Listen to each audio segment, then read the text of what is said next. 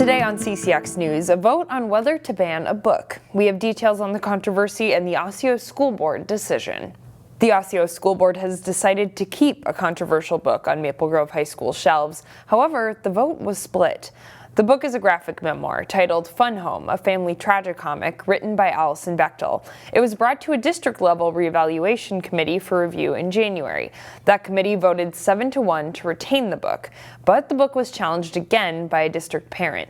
In her 5-minute testimony on Tuesday, she argued the book was not age-appropriate, saying it contains inappropriate themes of pedophilia and depictions of suicide. This heavy subject can have potential impact on vulnerable audiences, particularly minors who do not have the proper guidance and support. The Maple Grove senior media specialist said the book is age-appropriate and helps build a comprehensive library for students. Librarian Sally Kimmis spoke in public comment. She said the book is an autobiographical lived experience. Several others, including one board member, also spoke in favor of keeping the book on shelves. This could potentially help someone by being a book that they can identify with. For me, because this is a book that is optional in the school library, or just in a library in general, for me, that's why I'll be voting to leave the book in the library. 3 board members voted to remove the book. 3 others, including Thomas Brooks, voted to keep the decision as is. That 3-3 vote means the reevaluation committee's decision stands and the book will remain on the shelves. A new state task force aimed at reducing violent crime will include a representative from the Crystal Police Department. That individual will be assigned to the task force. They'll have a separate office outside of the Crystal Police Department, but yet they'll still be an investigator for the police department. They'll be assigned cases that have a violent crime connection, if it's a gun case, if it's shooting, a stabbing, a robbery. We'll assign those cases to those officers, but the benefit of that is now we have an entire team that can go out, track these individuals down, conduct surveillance, execute search warrants, try and recover dangerous weapons, identify people, and seek prosecution. The Minnesota Bureau of Criminal Apprehension recently secured money from the state legislature to launch a violent crime reduction unit. That unit would be comprised of 10 officers from East and West metro cities. Crystal was one of the cities selected by the BCA. Crystal police say violent crime in the city has steadily trended upward, but the goal for this unit is to help reverse that trend. Obviously, it's a quality of life issue for our citizens here and anybody in the metro area. We want people to feel safe in their neighborhoods, and this is a step in the right direction, putting a team together, funding the team to go out and actually find and confront violent crime and hopefully prevent violent crime through the seizure of guns, the prosecution of violent criminals, the identification of criminal organizations. Crystal will likely place an officer in that role in June. The officer's salary, including overtime pay, would be covered by the BCA for at least the next 3 years. The City of Brooklyn Center and its former police chief has settled an employment lawsuit that came in the wake of the Daunte Wright shooting. The City of Brooklyn Center paid former police chief Tim Gannon and his attorneys $55,000 to settle the lawsuit. According to the settlement obtained by CCX News through a data practices request, Gannon will receive about $26,000. His attorneys will receive about $29,000. That settlement was finalized in December. Gannon was chief during the fatal shooting of Daunte Wright by a former officer nearly 3 years ago. He resigned 2 days after the incident. Gannon then sued the city, several elected officials, and the city manager, claiming state statute and employment violations. The City of New Hope is being sued for a second time after the City Council revoked rental licenses for a pair of group homes. Court documents show that New Hope is facing a federal lawsuit from 2 brothers who owned group homes in the city. The lawsuit accuses New Hope of taking their property rights without compensation or a condemnation procedure. In court documents, the city's attorneys have denied these allegations. The council met in a closed session this week to discuss the case. In 2022, the City Council revoked the rental licenses for these group homes, citing issues with disorderly conduct. The brothers previously filed a discrimination lawsuit against the city in 2023. A judge later dismissed that case. Meanwhile, the Plymouth City Council is moving ahead with an accelerated timeline to fill a vacant council seat. At its Tuesday meeting, the council declared a vacancy for the Ward 3 seat last held by Jim Davis. The City Council plans to accept applications until March 6th. Members could then decide on a candidate on March 12th. The council indicated a preference to appoint someone who won't be running in the November election. My concern, if we go through this process, the council will somewhat put their thumb on the scale for the upcoming election. Jim Davis stepped down from the Ward 3 seat, citing recent health challenges. The applicant chosen by the council would fill the remainder of his term, which is until January 6th of 2025.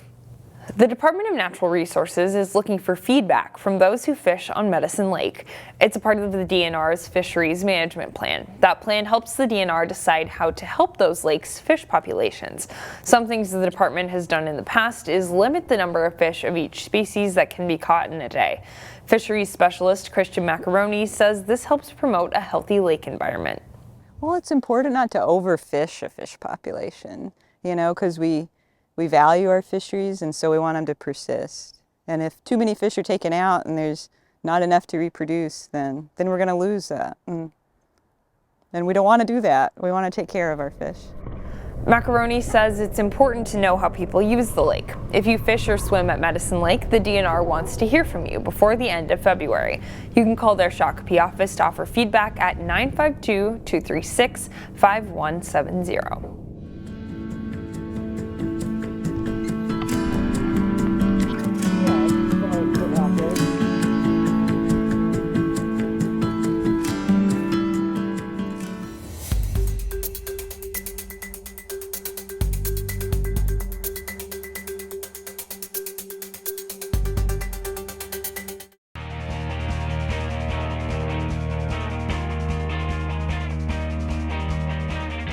We are not too far from the end of the regular season in high school boys basketball. Top-ranked Wayzata looked to beat a section opponent as they faced Armstrong Tuesday. Jay Wilcox has the highlights. Wayzata coming in with a 22-1 record as they face Armstrong in an all-Plymouth boys basketball matchup. It's mostly Wayzata early. Isaac Olmsted hits the pull-up jumper on his way to a 23-point night for the Trojans. Olmsted drives and dishes to Braden Sandman as the Trojans pull out to a 24-9 lead. Jackson McAndrew hits the first of back-to-back threes as Wayzata threatens to put this one away early. But Armstrong battles back. Eli Kemple to Joel Saw for the layup, and the Falcons trail 36-20. Desmond Ware beats the halftime buzzer with a long bank shot for three, and the Falcons are within 45-32 after the slow start. Second half, and Seth Newburn leads the charge, scoring 14 of his team-high 20. Armstrong's within 10 at this point. But Wayzata keeps scoring. Ben Schaefer pops a step-back three to stretch their lead to 61-43. Christian Wiggins knocks down a three from the right side. The lead is 20 for the Trojans at 70-50. McAndrew nets 27 on the night as Wayzata pulls away to beat Armstrong 95-69. Jay Wilcox, CCX Sports. Maple Grove beat Osseo by a single point in boys basketball when the teams met last month. The rematch was Tuesday night. The Orioles on home court for the second of what could be three meetings this season between the two teams.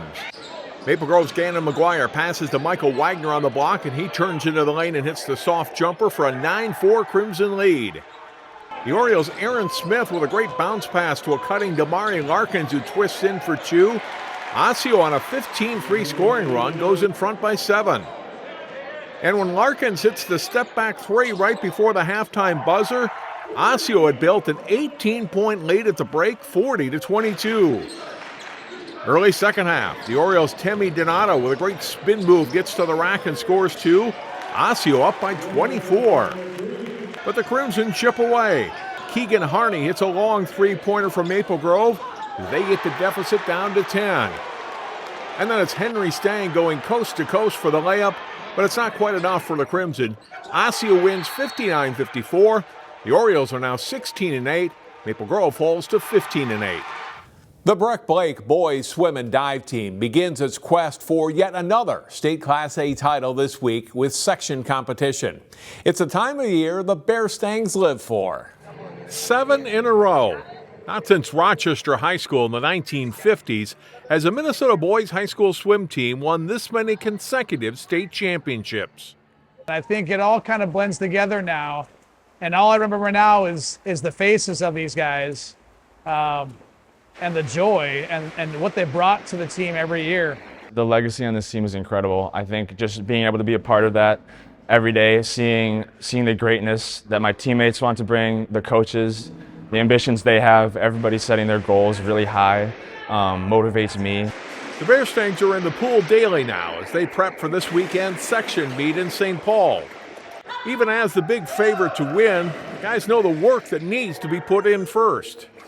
All the details. It's just working on underwater starts. We know we have the training behind us now, and it's just fine-tuning everything that we can control in a race and making sure we can execute that at sections. Rivals that they are in all other sports, the combined Breck and Blake boys swim team is something unique. It's really fun. I kind of take it as an opportunity to get to know some of the other guys.